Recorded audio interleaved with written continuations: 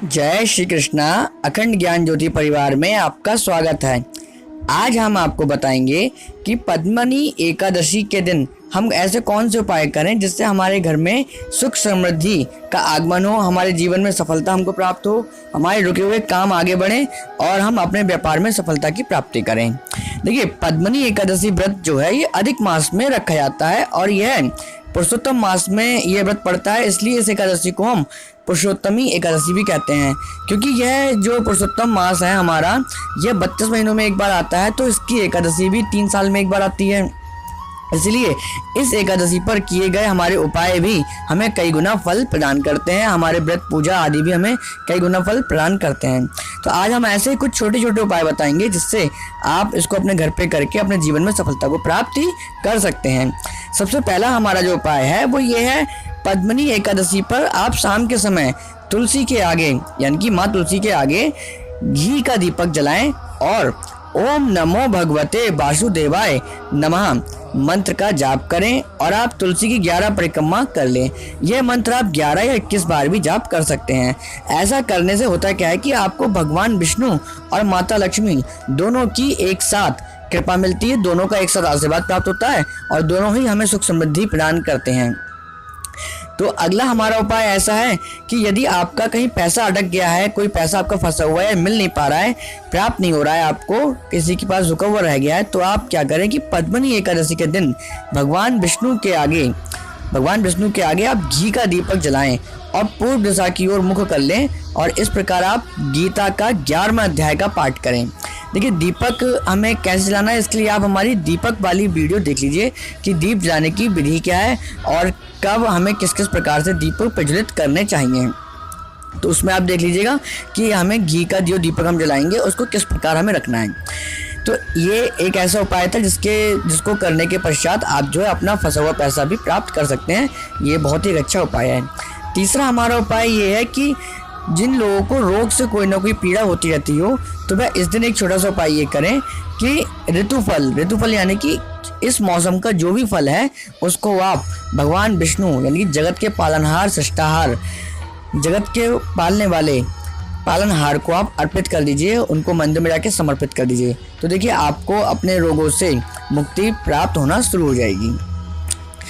अगला हमारा जो उपाय है वो ये है कि अगर आप पद्मनी एकादशी के दिन भगवान विष्णु और माँ लक्ष्मी दोनों को आप सौंप अर्पित कर दीजिए और ऐसा करने से क्या होगा कि आपका जो व्यापार है वो तरक्की को प्राप्त करेगा, आपको अपने व्यापार में कारोबार में सफलता प्राप्त होनी शुरू हो जाएगी, वह आगे बढ़ना शुरू हो जाएगा।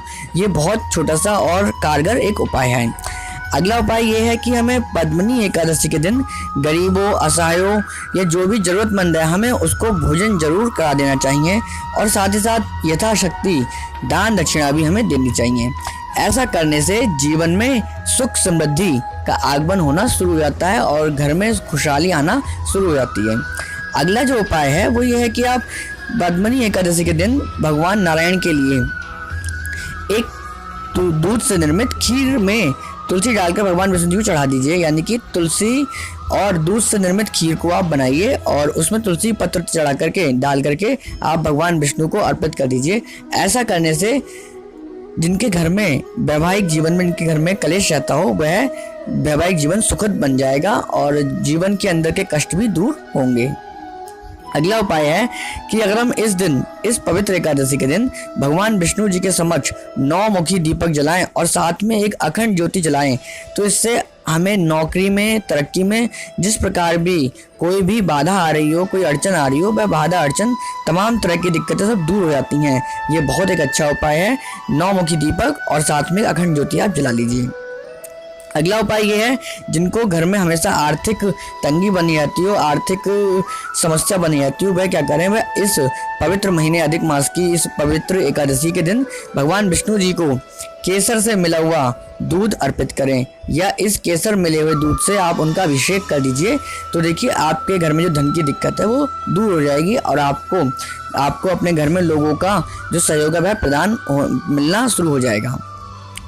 अगला उपाय ये है कि अगर आपकी कोई भी विशेष मनोकामना है तो आप अपनी किसी विशेष इच्छा की पूर्ति के लिए आप ब्राह्मणों को दान दक्षिणा जरूर दीजिए और उनको भोजन जरूर कराइए।